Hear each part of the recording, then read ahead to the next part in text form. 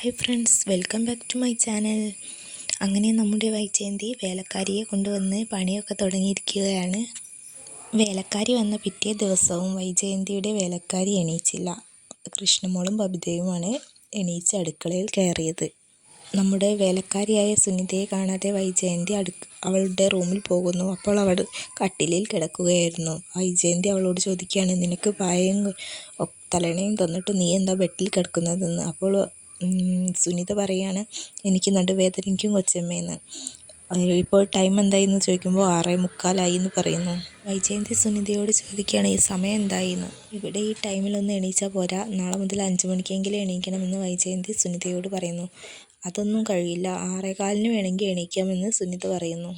അങ്ങനെ സുനിതയോട് അടുക്കളയ്ക്ക് വരാൻ പറഞ്ഞ് വൈജയന്തി അടുക്കളയിൽ പോയപ്പോൾ അവിടെ ബബിതയും കൃഷ്ണമോളും പാചകത്തിലായിരുന്നു.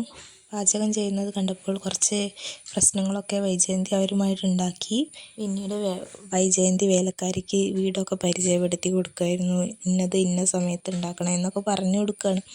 അപ്പോൾ ബബിത ഇതൊക്കെ കേട്ട് അവിടെ നിൽക്കുമ്പോൾ പറയുകയാണ്, ഞങ്ങൾ നല്ല രസകരമായിട്ട് ചെയ്തുകൊണ്ടിരുന്ന വീട്ടുപണിയാണ്, ഒരാളെ കൊണ്ടുവന്നതൊക്കെ നശിപ്പിച്ചപ്പോൾ അമ്മയ്ക്ക് സമാധാനമായില്ലേ എന്ന് ബബിത ചോദിക്കുകയാണ്. അങ്ങനെ ബബിതയും വൈജയും തമ്മിൽ കുറച്ച് വഴക്കായി. അങ്ങനെ വൈജയന്തി പറയുകയാണ്, ഈ വീട്ടിലെ കുടുംബനാഥ താനാണെന്നും നീയൊക്കെ ചെലവിന് തരുന്ന കാലത്ത് നീ സൗകര്യമുണ്ടെങ്കിൽ അന്ന് നീ പറയുന്നതൊക്കെ കേൾക്കാമെന്നും പറയുന്നു. ഇപ്പോൾ നിങ്ങൾക്ക് പഠിക്കേണ്ട ടൈമാണെന്നും ഇവിടെ ഇപ്പോൾ വീട്ടുജോലി ചെയ്യുന്നത് നിങ്ങളുടെ ജോലിയല്ലെന്നും പറഞ്ഞ് ബബിതയെ മുഷിപ്പിച്ച് വൈജയന്തി പറഞ്ഞയക്കുന്നു.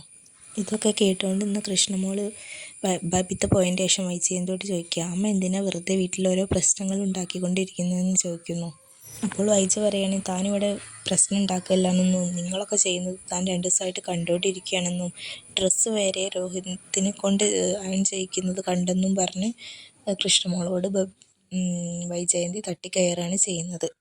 അലീന ചേച്ചിയും തങ്ങളും നല്ല രസകരമായിട്ടാണ് ഇവിടെ വീട്ടുജോലി ചെയ്തിരുന്നതെന്ന് കൃഷ്ണമോൾ വൈജയന്തിയോട് പറയുമ്പോൾ വൈജയന്തി ദേഷ്യപ്പെടുന്നു.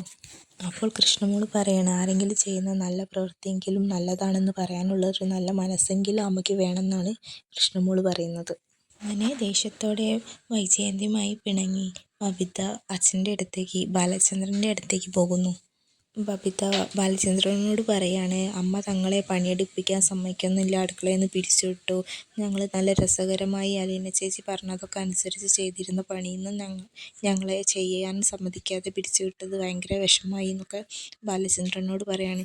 ഈ വീട്ടിലെ ഈ അവസ്ഥയ്ക്ക് കാരണം അച്ഛനും അമ്മയും പിണങ്ങി നിൽക്കുന്നതാണെന്നും ബബിത പറയുന്നു. അലീന ചേച്ചി വന്നതിൻ്റെ ശേഷമാണ് അച്ഛന് ഈ മാറ്റം വന്നതെന്ന് ബബിത അച്ഛനെ ഓർമ്മിപ്പിക്കുന്നു. ആദ്യം അമ്മ എന്ത് കുറ്റം പറഞ്ഞാലും ചെയ്താലും അച്ഛൻ അത് മൈൻഡ് ചെയ്യാറില്ല. അമ്മയുടെ കീഴിൽ നിന്ന് എല്ലാം സപ്പോർട്ട് ചെയ്യുകയാണ് ചെയ്തിരുന്നത്. തങ്ങളുടെ കാര്യത്തിൽ പോലും അച്ഛന് വലിയ റോളില്ലാതെ അമ്മ പറയുന്നത് തന്നെയായിരുന്നു കേട്ടുകൊണ്ടിരുന്നത്. അച്ഛനും അമ്മയും തമ്മിലുള്ള അകൽച്ച കാരണമാണ് ഞങ്ങൾക്ക് ഇങ്ങനെ പ്രശ്നം വന്നതെന്ന് ബബിത അച്ഛനെ ഓർമ്മിപ്പിക്കുകയാണ് ചെയ്യുന്നത്. അപ്പോൾ ബാലചന്ദ്രൻ പറയാണ്, ഓരോ മാറ്റവും ഓരോ ടൈമിൽ അനിവാര്യമായതുകൊണ്ടാണ് അങ്ങനെ നടക്കുന്നത്. നിങ്ങളെ വിഷമം മാറ്റാൻ വേണ്ടി നമുക്കൊന്ന് ഔട്ടിങ്ങിന് പോകാമെന്ന് പറയാണ്.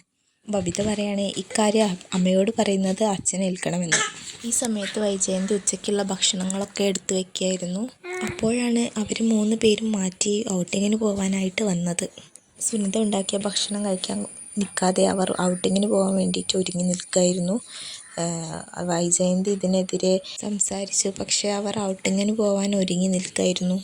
ഇവിടെ ഉണ്ടാക്കിയ ഭക്ഷണമൊക്കെ എന്ത് ചെയ്യാമെന്ന് വൈജയന്തി ചോദിച്ചപ്പോൾ അത് ഫ്രിഡ്ജിലെടുത്ത് വെക്കാൻ പറയുകയാണ് ചെയ്തത്. അങ്ങനെ ബാലചന്ദ്രനും ബബിതയും കൃഷ്ണമോളും രോഹിതും കൂടി ഔട്ടിങ്ങിന് പോയി. ഇതേ സമയം സ്റ്റാലിൻ ജോസഫിൻ്റെ വീട്ടിൽ അലീന മനുവിനെ വിളിക്കുകയായിരുന്നു. അലീന മനുവിനെ വിളിച്ച് അവിടുത്തെ വിശേഷങ്ങളൊക്കെ പറഞ്ഞു. കേണലുമായി ഉടനെ ഒരു യുദ്ധമുണ്ടാവുമെന്നും അലീന പറഞ്ഞു. അങ്ങനെ വല്യപ്പച്ചനെ മയക്കിയെടുത്ത കഥയൊക്കെ മനുവിനോട് പറഞ്ഞ് അലീന പൊട്ടിച്ചിരിച്ചു. ഇതോടെ ഇന്നത്തെ എപ്പിസോഡ് ഇവിടെ കഴിയുകയാണേ. കൂടുതൽ കഥ അറിയാനായി ചാനൽ സബ്സ്ക്രൈബ് ചെയ്ത് സപ്പോർട്ട് ചെയ്യണേ.